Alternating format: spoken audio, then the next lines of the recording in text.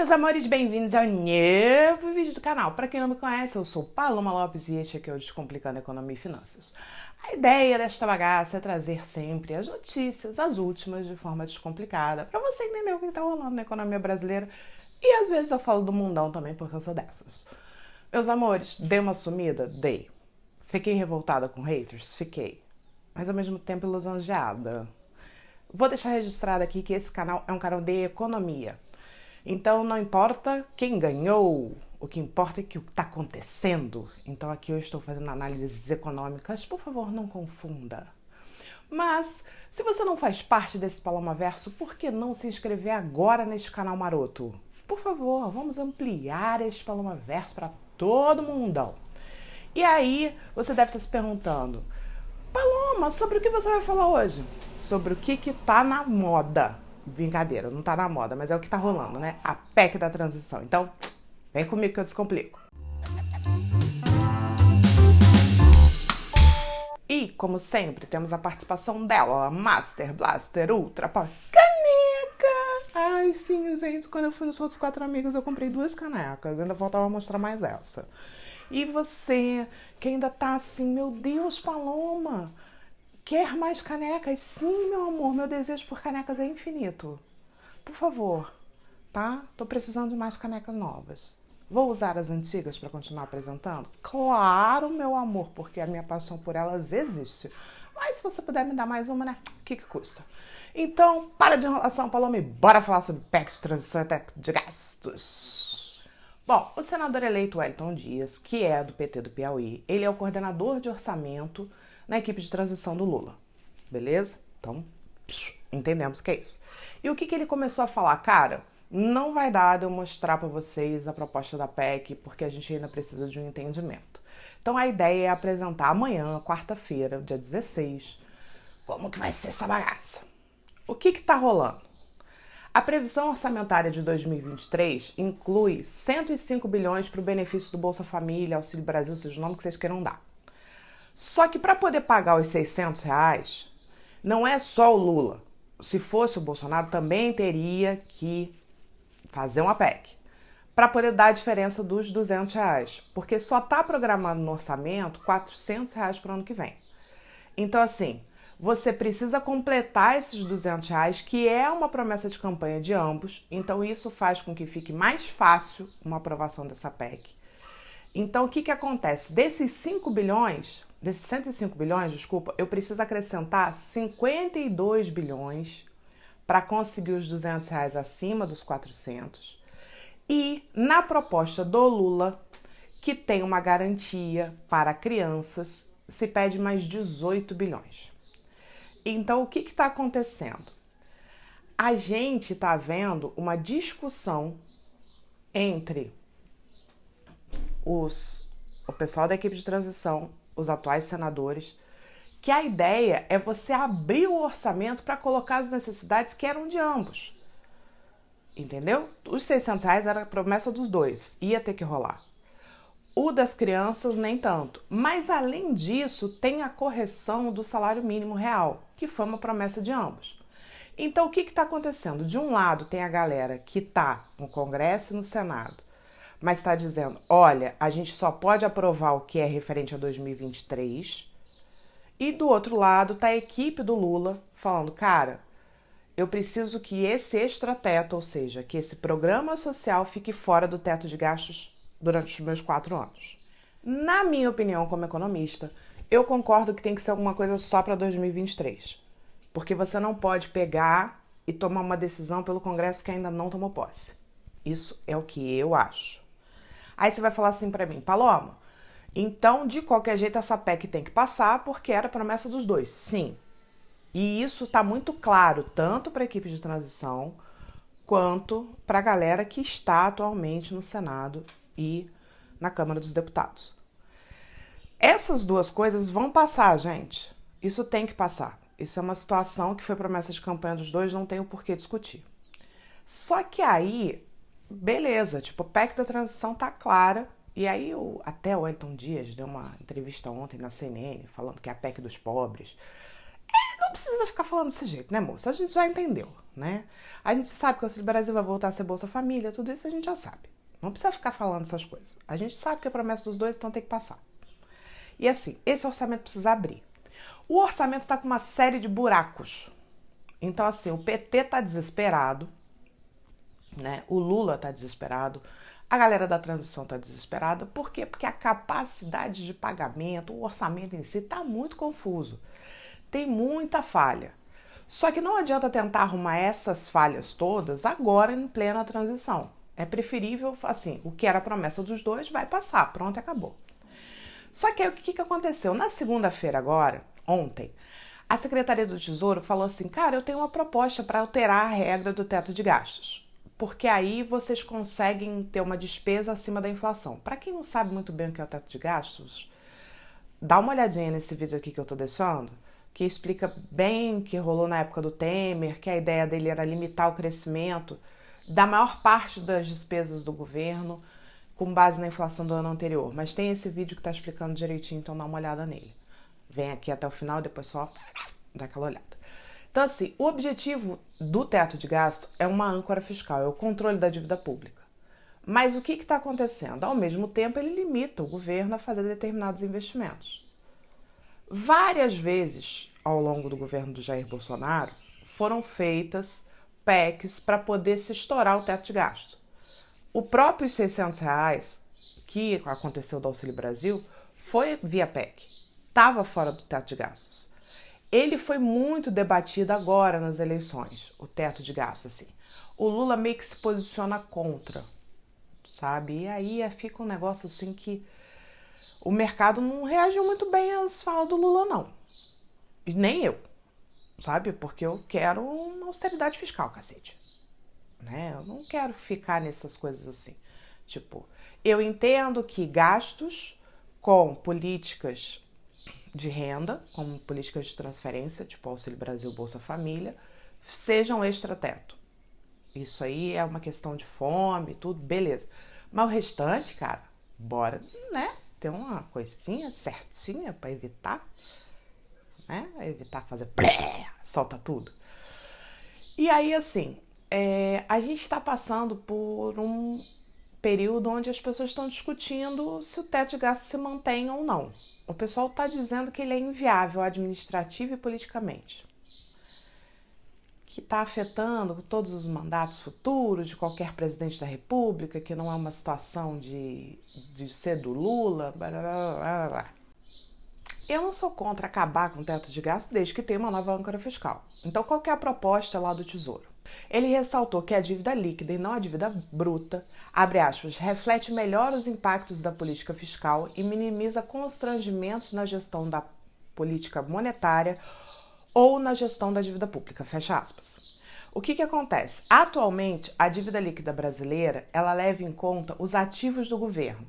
Então, entram as reservas internacionais que representam 58,3% do PIB. E aí, de acordo com o Tesouro, com o indicador acima de 55% do PIB, as despesas elas poderiam crescer 0,5% ao ano em termos reais, mas só se a trajetória de endividamento apontasse uma queda. Se a trajetória estivesse em alta, não pode ter crescimento real dos gastos. Aí você deve estar pensando assim, tá, e se a dívida tiver entre 45% e 55% do PIB? O crescimento real da despesa pode chegar a 1% ao ano, se tiver em trajetória de queda. Mas pode ser só de 0,5% em caso de alta. Para a dívida que estiver abaixo desse patamar, o crescimento autorizado é de 2% ou 1% ao ano. A ideia é que, em todos os casos, o governo ele ganhe um bônus, num limite do crescimento, um wave aí que ele pode de 0,5 se o resultado primário das contas for superavitário ou tiver uma situação acima de um determinado patamar que seria pré-estabelecido. Nossa, Paloma, fiquei confuso. Calma. A ideia é o seguinte, você pega a dívida líquida do governo, você vê a situação e você vai vendo assim, a trajetória tá de queda, de alta, não sei o quê. Então ele pegou 3 regras, que que estão dentro do teto de gastos transformou em uma. Se o governo estiver sendo austero e estiver reduzindo a dívida, ele pode gastar mais. É como se ele ganhasse um bônus. Se o governo tiver com uma trajetória de alta da dívida, ele vai ter que dar uma freada. E se ele tiver ok, ele tem essas liberdades. Gente, isso passou pelo Paulo Guedes, tá? Ninguém do Tesouro ia ser louco de anunciar isso se não tivesse passado pelo Guedes, pelo menino da bicicletinha. Isso aí já tinha sido apresentado, ó, como uma possível alternativa ao teto de gastos. Muita gente para isso, mas é uma alternativa. Paloma, te agrada? Não muito. Não muito. Porque eu não consigo ver ainda quem vai ser o... Assim, sabe quando você olha para a equipe de transição e você fala assim, ok, tem cara que eu acho top, top, top lá dentro, mas quem vai ser o ministro? Vão fazer Ministério da Fazenda mesmo? Vai acabar o Ministério da Economia? Essas respostas eu precisaria ter para falar assim, bom, esse cara respeitaria esse tipo de âncora fiscal. Então pode trocar. Sabe? Bem nessa vibe. Então, cara, sem saber quem vai ser o ministro da Fazenda, ministro da Economia, seja lá o que for, eu não sei se vai respeitar essa nova regra, sabe? Então eu tô meio assim. Porque a ideia do Tesouro é que a cada 2 anos sejam estabelecidos esses limites. Então, seria um controle mesmo da trajetória da dívida pública. E aí, como é que ela vai ser considerada crescente? É uma média dos 12 meses, observando os 24 anteriores. A regra que o Tesouro fez, ok, faz sentido, é uma âncora fiscal, beleza. Mas, de novo, eu precisaria saber quem é o futuro ministro, para eu poder dizer, esse cara vai, ou esse cara não vai. Vou dar um exemplo aqui. Se for Guido Mantega, cara. Mas se fosse o Meirelles, faria. Então, assim, preciso saber esse negócio do Lula ficar adiando quem é, né? Quem vai compor o ministério e tudo, né? Isso dá um certo nervosismozinho assim, para saber se vão literalmente cagar para teto de gás, cagar para âncora fiscal. Gente, vamos lembrar, o Campos Neto deixou muito claro, só consigo baixar juros se vocês fizerem a parte fiscal, senão não posso fazer nada. Então está todo mundo esperando. Até quando não sabemos, já estamos esperando. Gente, na proposta do Tesouro, o Brasil também passa a ser obrigado a cumprir a meta do saldo orçamentário primário, que foi criado por lei em todos os anos, né, que é a regra de ouro, que impede que o governo possa emitir dívida para financiar a despesa corrente, tipo como, por exemplo, salário, benefícios, essas coisas todas. Então isso permanece, tá? Isso tá lá, continua. E aí o que está acontecendo? Desde 2014, o governo central, que a gente está falando aqui, de Tesouro, Banco Central e Previdência, está com déficit primário. Então, assim, com os gastos públicos que estão sempre superando a receita, o governo ele tem buscado continuamente a autorização do Congresso para poder desrespeitar a regra de ouro. E aí, o que está rolando, cara? A gente está sambando em cima de um fiozinho assim, pronto para dar merda. Óbvio, gente, que vamos separar, tá?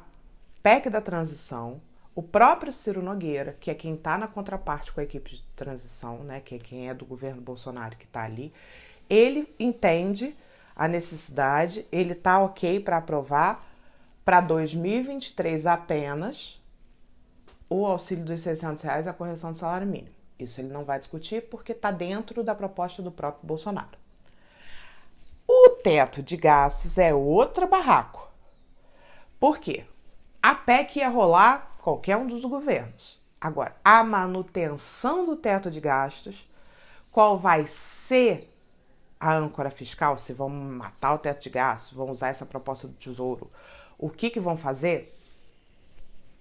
Não sei. O que eu gostaria da proposta do Tesouro, mas com umas mexidinhas. Tem gente lá dentro, na equipe de transição, que tem outras ideias, que ainda não colocaram em público. E aí a gente fica sabendo, né, fofoca de grupo de Telegram, essas coisas todas, que novas propostas serão apresentadas. Mas enquanto a gente não sabe quem vai compor a equipe econômica do governo, fica difícil ficar fazendo teoria aqui, galera. Fica difícil eu teorizar. Eu sabendo quem é, eu posso dizer, olha, fulano vai manter a âncora fiscal, mercado fique calmo, tá tudo lindo e maravilhoso.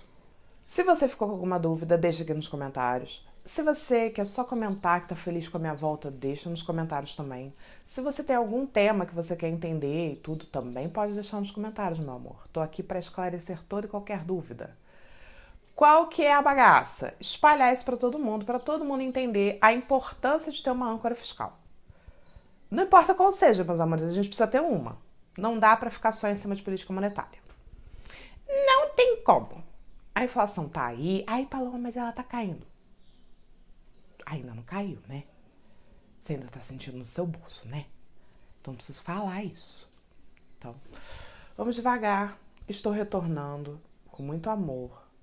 Novamente, aspectos econômicos serão debatidos aqui sempre. Não importa para quem você torce, meu amor. Agora, a gente precisa de um governo que faça pelo Brasil. Ponto, acabou.